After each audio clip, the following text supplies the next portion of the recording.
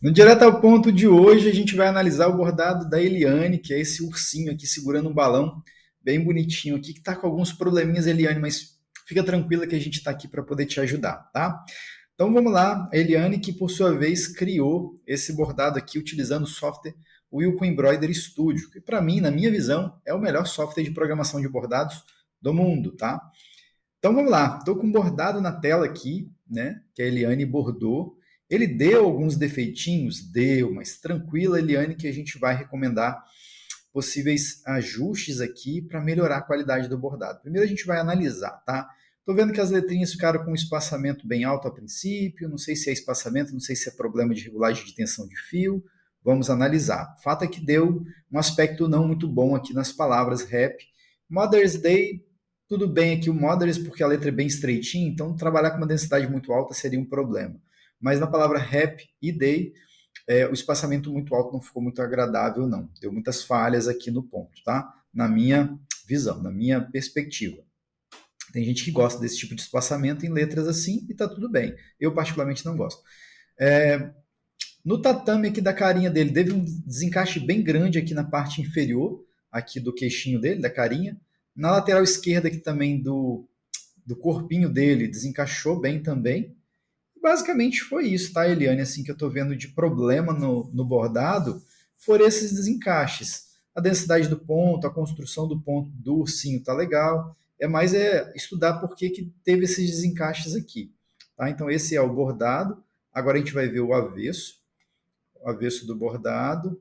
A regulagem da tensão da linha da bobina e linha superior me parece que está certinha, porque a gente consegue perceber que tem bastante elementos pretos no tatame, olha, não tem tudo, não está tudo muito branco.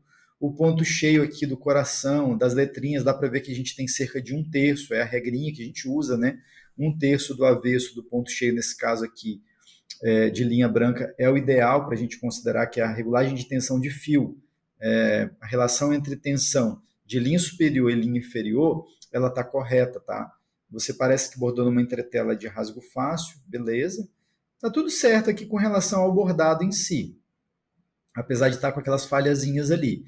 Agora vamos analisar a programação para ver se a gente consegue entender se tem algum motivo, né, gritante assim, que a gente consiga justificar o porquê daqueles desencaixes bem grandes ali. O bordado tá, a matriz está aqui na minha tela, está com 16 centímetros, é um tamanho bem grande para um bordado com essa carga de pontos aqui, né? Com um contorninho tão fininho, tá? Então, vamos analisar. Primeiro, vamos analisar aqui a densidade do ponto dessas letrinhas, tá? Vamos analisar cada parte do bordado separado para a gente ir entendendo cada elemento que eu observei lá atrás. Aqui, vamos ver, o espaçamento está de fato muito grande para esse tipo de letra nessa espessura aqui, está 0,60. Nesse caso, coloca 0,45, vai ficar com espaçamento leve, a máquina não vai ter dificuldade de bordar e ele vai ficar com um aspecto mais fechadinho. Então, 0,45 aqui vai resolver esse aspecto. E eu não vou chamar de problema, não, porque não quer dizer que espaçamento é problema, tá? Eu, particularmente, não gostei do aspecto que o bordado deu no caso dessas duas palavrinhas. Então, estou recomendando a mudar a densidade do ponto cheio aqui, o espaçamento para 0,45, ao invés de 0,60, porque 0,45 é menos espaço entre os pontos. Logo, a densidade aumenta e também, consecutivamente, a gente tem uma carga de pontos maiores nessa parte. Então, visualmente falando, é exatamente isso que vai acontecer no bordado. Ele vai ficar mais volumoso. Na palavra, nas letrinhas da palavra, do que representa a palavra mothers, eu vou sugerir aqui talvez 0,50, que é mais espaçado, porém não tanto quanto está agora. Talvez fique um pouco melhor, 0,50. Vai dar um pouquinho mais de carga de ponto, mas respeitando ainda que a letra é estreitinha, não pode ter muitos pontos. Então, esse seria o limite ideal, na minha visão, para essa palavra aqui. E aí, o contorno do coração também seguiria o mesmo raciocínio, bem como a entrada C que você trabalhou aqui nessa alcinha do balão, eu também colocaria em torno de 0,45, que é a mesma densidade que eu coloquei para as letrinhas ali da palavra day, tá? Então, eu colocaria essa densidade aqui. Agora, analisando a parte do desencaixe que a gente teve no ursinho, deixa eu observar aqui, tá? Ó, me parece, deixa eu tirar aqui a grelha, né, tirar essa grade de fundo. Vamos exibir só a parte da carinha para tentar entender. Ah, já achei, ó. Temos um pequeno, grande problema aqui. Um pequeno, grande problema, porque é fácil de resolver, é um problema pequeno na programação de ser resolvido, mas para um grande problema lá na máquina de bordar. Tanto é que desencaixou bem aí, só para aqui, ó, trazer um pouco mais de clareza, olha o quanto desencaixou toda essa parte de baixo aqui da carinha dele. E esse desencaixe, boa parte desse desencaixe foi por conta de redesign, ou seja, os elementos não estão devidamente alinhados aqui comparado ao contorno, tá? E é importante, ó, tá vendo? Até no TrueView você já tá vendo aqui, ó, que desencaixou. Até na própria matriz você já vê um buraco aqui entre o contorno e o preenchimento. Se esse bordado, esse tatame aqui da carinha dele está bordando nesse sentido diagonal aqui, esse grau de encolhimento vai ser ainda maior na máquina. E é exatamente o que a gente viu lá no bordado, tá? Como já está desencaixado aqui, quando chega na máquina isso aumenta ainda mais, porque ele vai repuxar o tecido. Recomendação de ouro aqui, bem simples, ajustar esse contorno, esse preenchimento, essa área de produção, de bordado em si, né? Produção, não, área de bordado desse preenchimento, colocar ele alinhado com o contorno. E não basta só fazer isso, porque o problema vai continuar. Aí, para a gente resolver esse problema, eu estou vendo aqui que você utilizou, e aí vamos analisar calmamente só esse elementozinho. Deixa eu colocar o fundo mais escuro aqui na tela, para poder ficar mais fácil para a gente observar, tá? Você trabalhou com, ó, observa bem, você trabalhou com essa ferramenta aqui, trapunto, ativada nesse objeto tatame, tá? Vamos observar o que acontece quando você trabalha com trapunto. Não estou dizendo que é errado usar o trapunto, mas no caso desse desenho aqui, não é indicado. E eu vou te explicar por quê.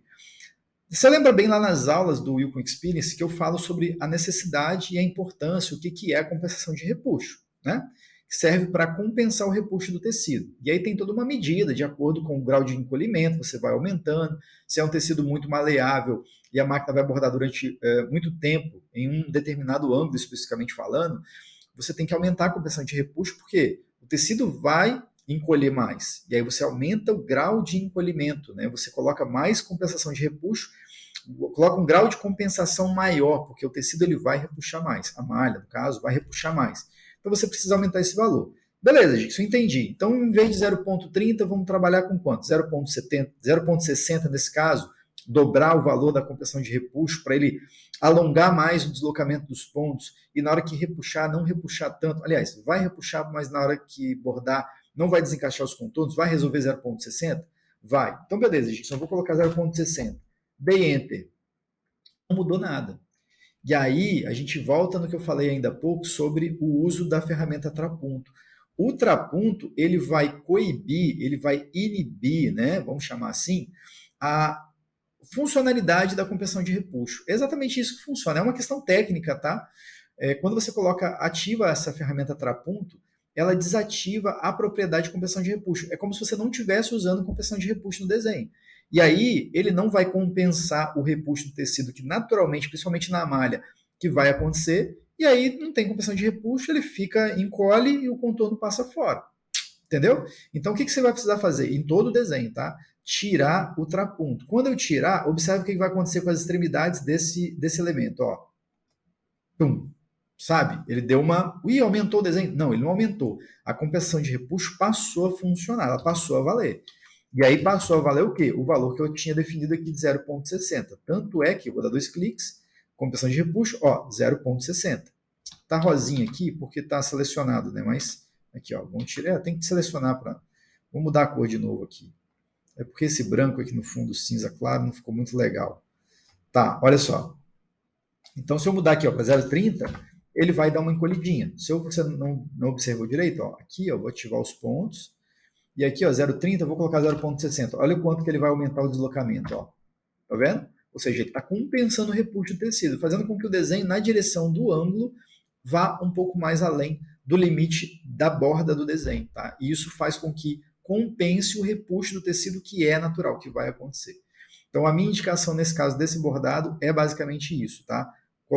Tirar o trapunto dos objetos que você tenha colocado e aumentar o valor da compensação de repuxo. Que nem o ponto 0,30 não estava funcionando porque o trapunto estava ativado, tá? Fazendo isso, Eliane, você vai ter, com certeza, um deslocamento mais adequado para o desenho. E aí, se você bordar aqui, ó, tá, Gilson, mas aqui em cima tá saindo demais. Mas tá saindo demais porque o desenho, ó, tá vendo? Por isso que eu falo, o desenho tem que estar alinhado com o contorno. Você não pode fazer o objeto passar demais da linha do contorno. É só colocar aqui, ó. Para a compressão de repuxo funcionar conforme os parâmetros que a gente define na ferramenta, você precisa fazer o desenho bem alinhado. E aí eu defendo aquela tese que eu sempre bato na tecla, lá no curso inclusive, sobre fazer o desenho bem alinhado, bem um desenho, um objeto alinhado aos limites do outro, não fazer esse avanço aqui, não tem necessidade, tá? Porque você consegue travar o desenho. Claro que se a máquina estiver reguladinha certinho, estiver usando a entretela correta, estiver travando o tecido da maneira adequada, estiver usando a agulha correta, indicada para o material, tudo certinho, você consegue fazer esse travamento e não colocar, não ter a necessidade de fazer isso que você fez aqui, ó, de transpassar os objetos invadindo uns aos outros, usando a compressão de repuxo, porque ela serve para isso, sabe? Ela serve para compensar o repuxo. Aqui eu estou editando de bobo, tá? Eu não acabei não observando, mas não teria realmente problema aqui, porque aqui é ponto cheio sobre tatame. Então eu vou dar Ctrl Z aqui, eu vou desfazer aqui o que eu fiz, porque realmente, agora que eu observei ali que você trabalhou com ponto cheio. E nesse caso não tem problema não, perdão, tá? Deixa eu voltar aqui, ó, Ctrl Z, desfazendo tudo isso que eu falei até aqui. Até aqui eu retiro o que eu disse. Porque o tatame, ele aceita o ponto cheio por cima, inclusive é até indicado fazer o ponto cheio passando por sobre o tatame, tá? Não tem problema não. Mas nesse caso, dessa bordinha aqui em cima, aí eu mantenho o que eu falei, de fazer no limite, tá? Então, analisa todo o desenho para saber exatamente em que lugar que ele faz os objetos ali e redesenha, reedita, né? Faz uma edição, igual aqui, por exemplo, ó, tatame sobre tatame. Não precisa fazer esse tipo de invasão, né? Vamos ver quem está invadindo quem. É o branco. Nesse caso aqui é o branco que está invadindo o preto. Ó. Aí eu vou diminuir aqui e deixar ele no limite. Por quê? A compressão de repuxo vai resolver essa parada, tá?